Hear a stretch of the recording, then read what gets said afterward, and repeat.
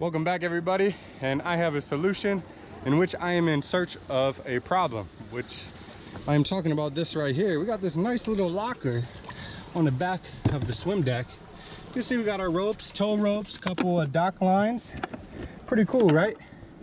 But I figured on this last day, as we all hang out and chill for the final day of vacation, that we turn this into a cooler, because we're always trying to get back on the boat to go get a drink, you know, then you got to get out of your float, you got to see everybody hanging out, floating.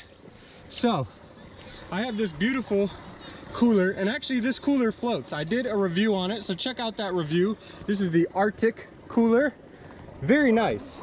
So yes, you can float around with it and everything, but if you don't want to float with it, what you can do in the back of your locker is drop some ice back there, maybe even a cooler pack, and we could throw our drinks right in there.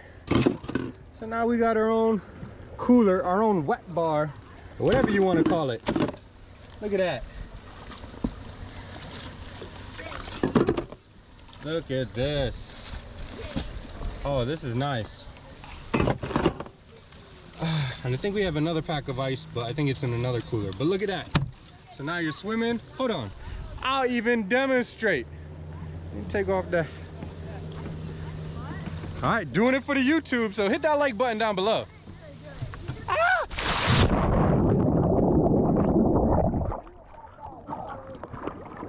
All right. Wait. Oh man, I'm thirsty.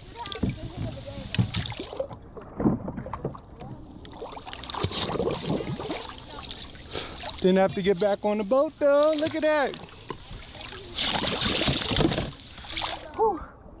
Alright, probably help out if I actually was floating and not over here with not even a life jacket on. But there it is. There's my little cooler hack for the boat. Let me know what you think.